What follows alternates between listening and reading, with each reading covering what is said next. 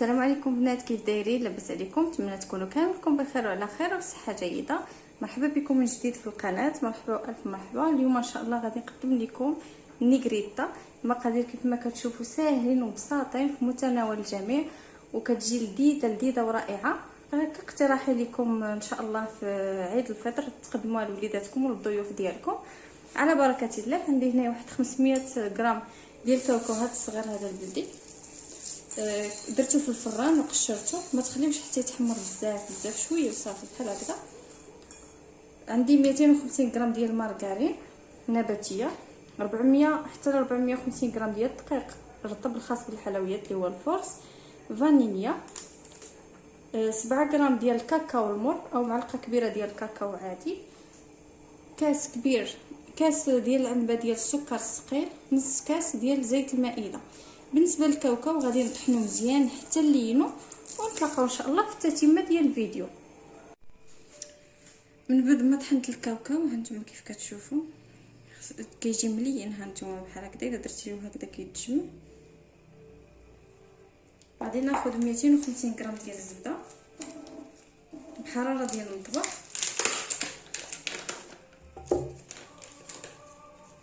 ندير معاها السكر ثقيل، سكر كلاصي كاس، وغادي نخدمهم واحد شويه، ونزيد عاد الزيت والكاوكاو. من بعد ما خلطت الزبده مع السكر الثقيل والسكر كلاصي غادي نزيد عليهم الفول السوداني، كاوكاو اللي طحنت. ضروري طحنوه حتى يتلين، ما تخليوش غير مهرمش. وغادي نديرو سكر الفانيليا والكاكاو المر، معلقه كبيره د كاكاو المر ولا ساشيه وحده، المهم 8 غرام. وغادي نخدمهم مزيان. وانا كنزيد الزيت، نصف كاس ديال زيت المائده،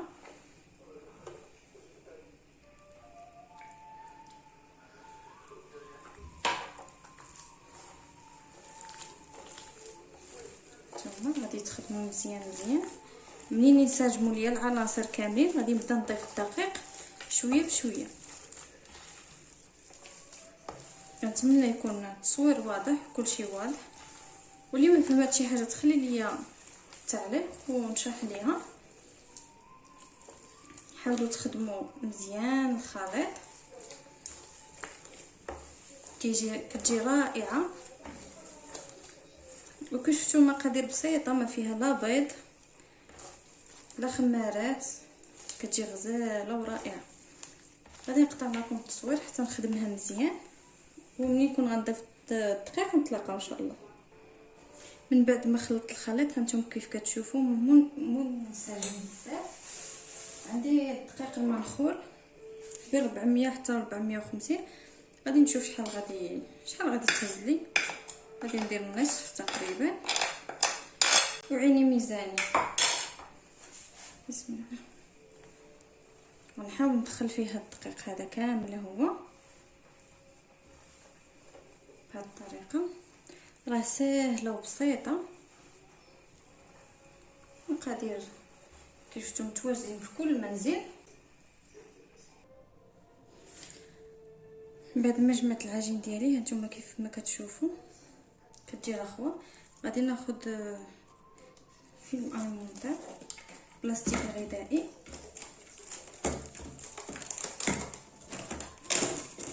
غادي نقسم العجينه ديالي كويرات، نخليها في البلاستيك الغذائي، ونبدا ندير كل كره بوحديها.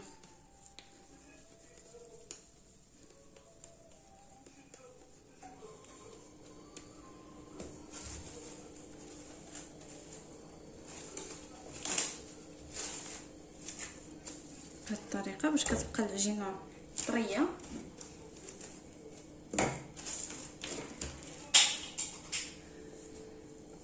نحاول نقسمها على 4.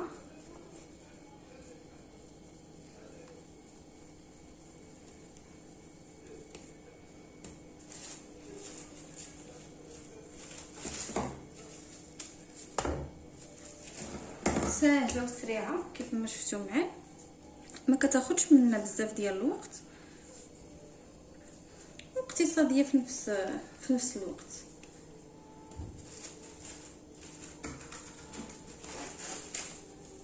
صراحه دابا تقريبا كلشي ما بقاش عنده الخاطر لا الحلوى لا حتى شي حاجه، ولكن ملي كتكون شي حاجه سهله الواحد تيزعم عليها.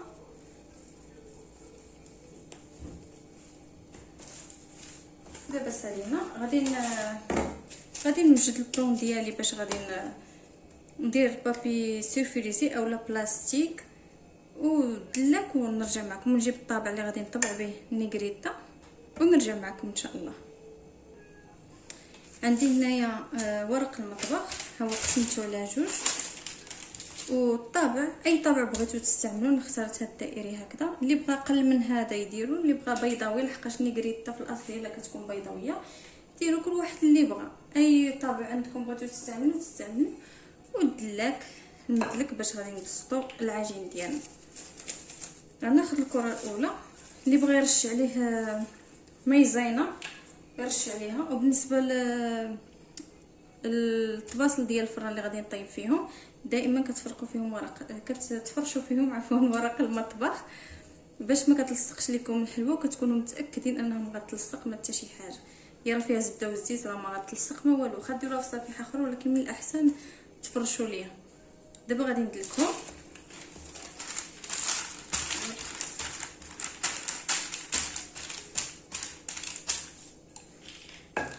اللي بغى يدير النشا باش يكون متاكد انه ما غاديش يلصق، اللي دار البلاستيك يرش النشا باش كيكون متاكد ما غاديش تلصق. غادي نستمر بحال هكذا، ديروه رقيق، حاولوا تدلكوها رقيقه لحقاش غادي نلصقوا وحده على وحده.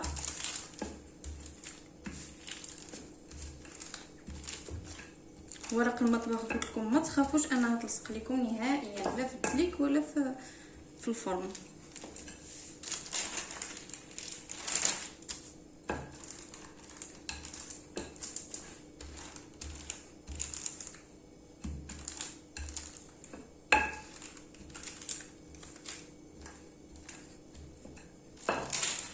هانتوما كيف كتشوفوا كتجيب بكل سهوله. غادي نطبعها بحال هكذا.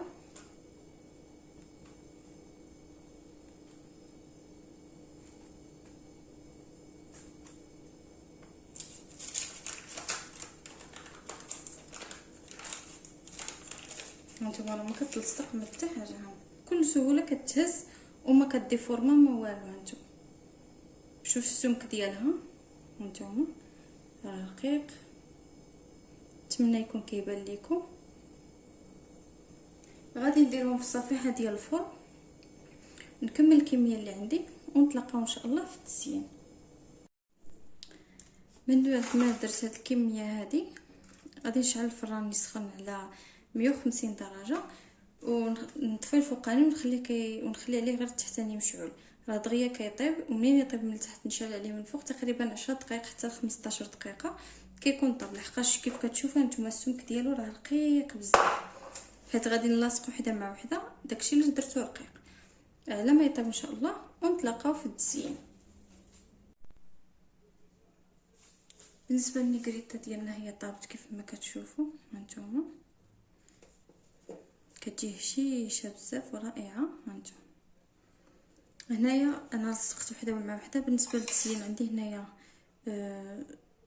الشوكولاط الاسود، اي نوعيه تستعملوا. انا كنستعمل كالا بالنسبه للبيض، وبالنسبه للاسود انا غندير شويه اسود شويه بيض، ولكن غادي نلصقهم كاملين بالشوكولاط الاسود. هانتوما كيف كتشوفوا انا بديت كنلصقهم هنايا. هانتوما كاملهم راه كتعطيني كميه كثيره. هانتوما غير ردوا معاها البال لحقاش كتكون هشيشه بزاف باش ما تكسرش ليكم. بهذه الطريقه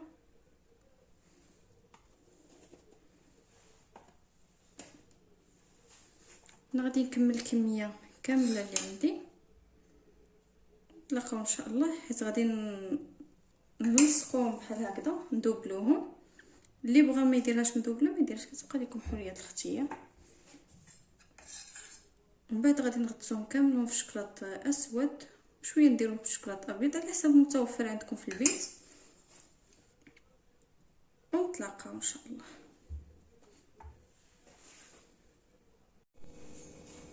من بعد ما لصقتهم هكذا جوج مع جوج غادي نغطس كامله هذه وغير بشويه حاولوا عليهم. من الاحسن تستعملوا الشوكولاط كالا حيت كيجي رائع وكيجي كيبري زوين بزاف.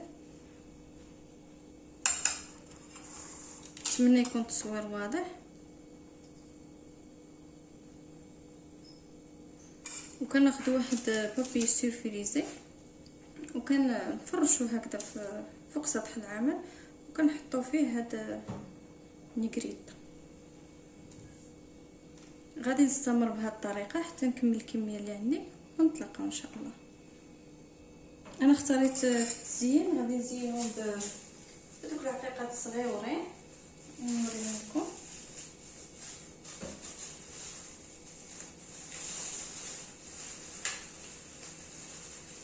هادو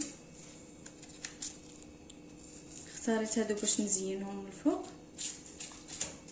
نتلاقاو ان شاء الله في الشكل النهائي من بعد ما نكسر هاد الكميه هذه اللي عندي.